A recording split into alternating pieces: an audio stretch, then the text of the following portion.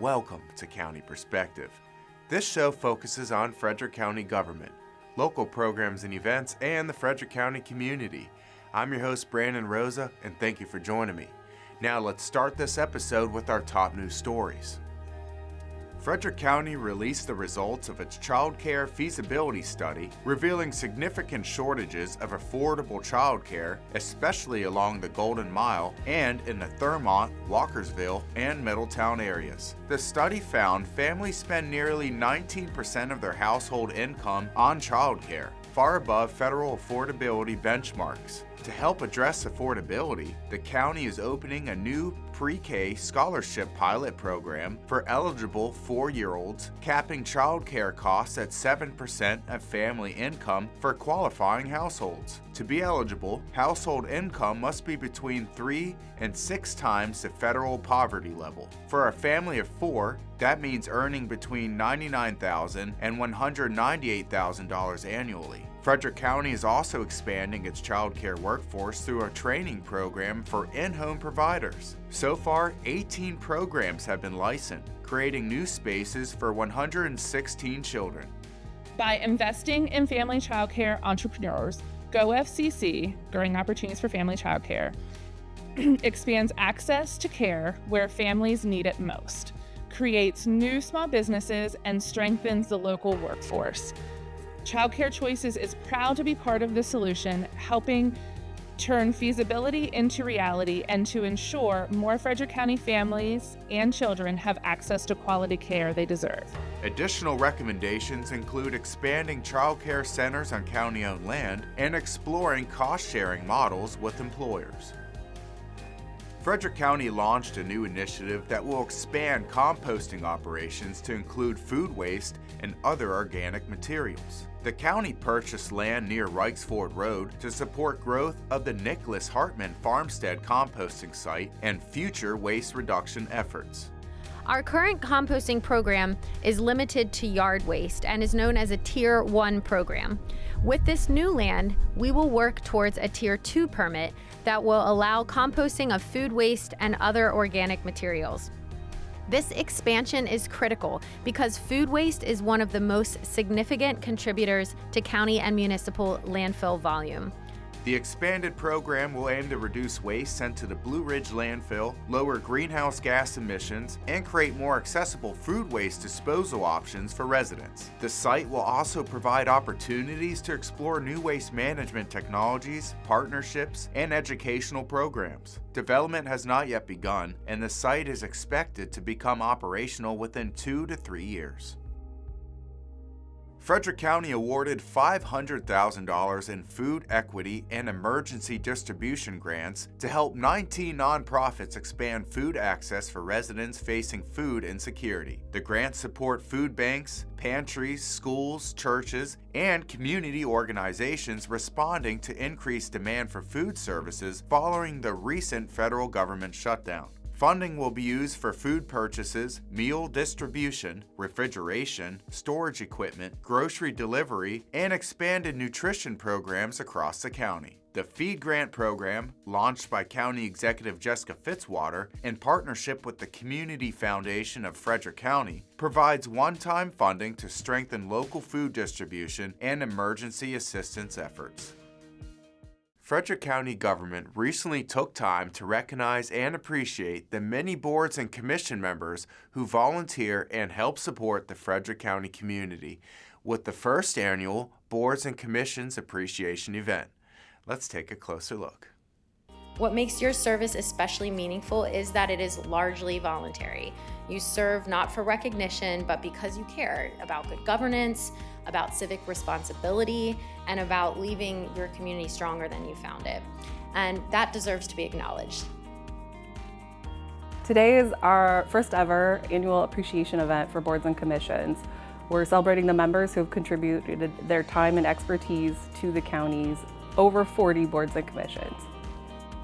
Most importantly, what we want to recognize is that each of you has made the choice to step forward, often in addition to full-time jobs, families, and countless other responsibilities, in order to serve your community and use your experience and your expertise in a way to positively benefit others. I feel it's very important to be on commissions so that you have a say and so that you can really see what is going on in the community and really get a better understanding. There's a lot out there that's happening, a lot of moving and shaking, and it's just good to be able to have a voice and be part of something. So I think it's very important because a lot of people will look at this and say, why do you volunteer? Well, it's about not just those items, but impacting, our growth and where we're going and the laws and policies that come afterwards. To make sure we're putting a positive spin on it, and also make sure that every group within the whole county is actually being recognized in these areas. So to make sure that they can go home and say, hey, this is why I do this. And it's a good feeling too. And it is great to have recognition to the county, to appreciate, support the work that we're doing, to recognize that we are here to serve on their behalf, to do great work on the county's behalf, and to have that recognition from our county government and those that come to support that is really a great uplifting and inspiring and essential to feeling that you're a valued member of the board and commission. We've never done this before, so that's really huge. And so we're taking the time to say thank you to everyone, because some of the members have been on boards or commissions for decades, and that is a huge feat, really. It's been some foundational pieces to Frederick County government. So I think it's been long overdue, to be honest. But now we have capacity with a dedicated position for boards and commissions. It's there's an opportunity to give back and say thank you for those who give back.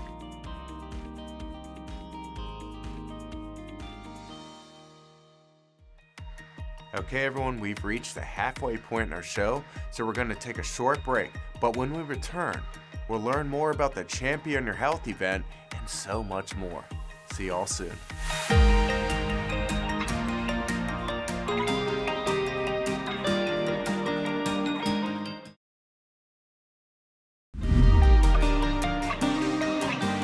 Hello, everyone, and welcome back to County Perspective. In a few minutes, we're going to take a closer look at the Champion Your Health event that happened a few weeks ago. But before we get into that, let's see what four-legged cutie pie is looking for you to give them a forever home in this episode of Adorable Adoptables.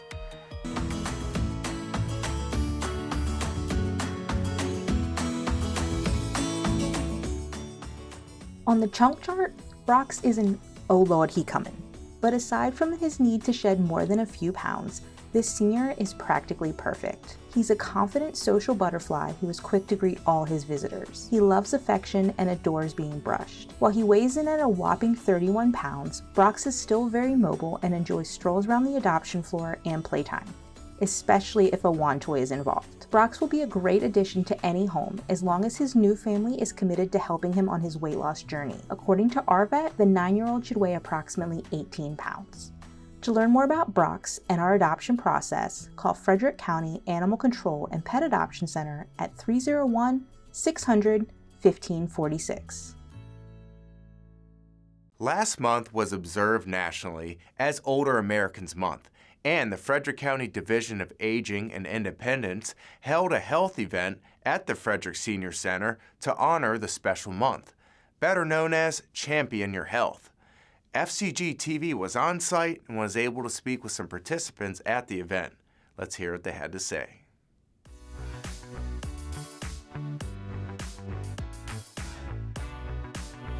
Well, the Champion Your Health event is actually it's the theme for Older Americans Month. This year was more, health and nutrition and wellness related, so we're championing your health. But we got a number of different vendors out here through our monthly Groceries for Seniors events, but we kind of supersized it this year. We have our Maryland Access Point table out here, and they are pointing people to the right resources.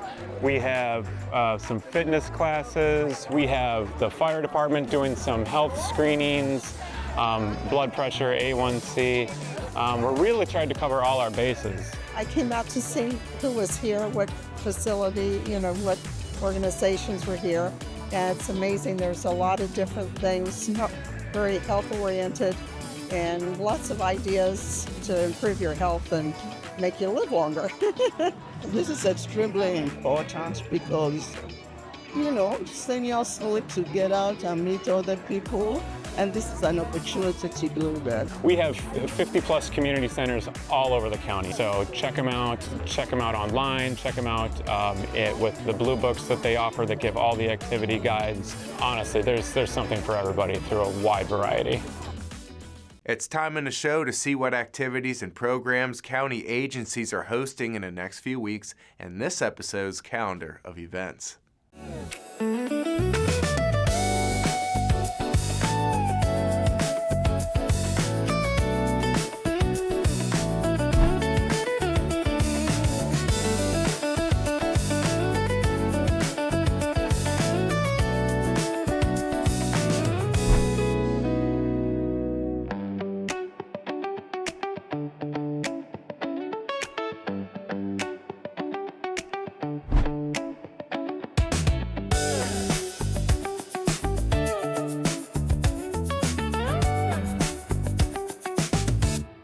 To find out more about future events and activities, visit frederickcountymd.gov.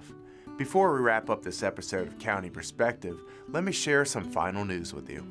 Frederick County Public Schools is wrapping up another successful school year. Classes began on August 20th of 2025, and the last day of school for students is June 16th. All of Frederick County Public Schools seniors are officially graduated, with most of the high school ceremonies taking place at Mount St. Mary's University Knott Arena on the week of June 2nd. Other graduations from special programs took place at Heather Ridge School, Success Academy at Frederick Community College's JBK Theater, Rock Creek School, and Frederick County Virtual School students, whose ceremony was held at Frederick High School. This school year had 3,674 seniors enrolled. Most of the seniors' last day of school was May 22nd to May 29th.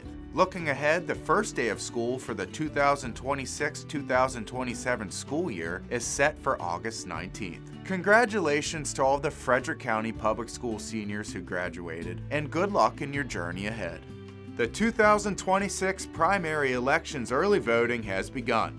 In Frederick County, there's 5 locations to start your early voting: Trinity Recreation Center, Thurmont Regional Library, Urbana Regional Library, Middletown Volunteer Fire Department Activities Building, and Libertytown Fire Department Activities Hall. For more information, visit frederickcountymd.gov/plan to vote.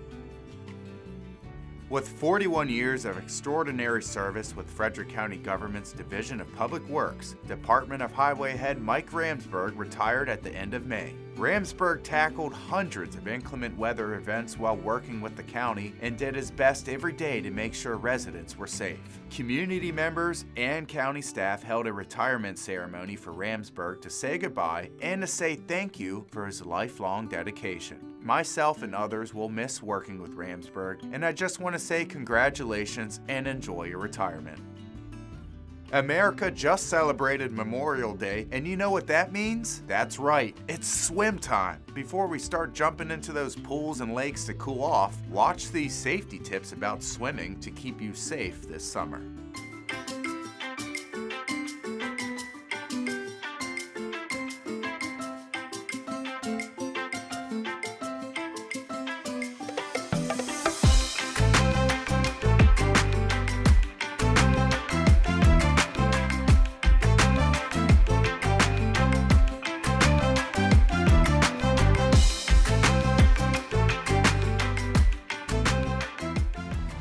Well, everyone, that wraps up this episode of County Perspective.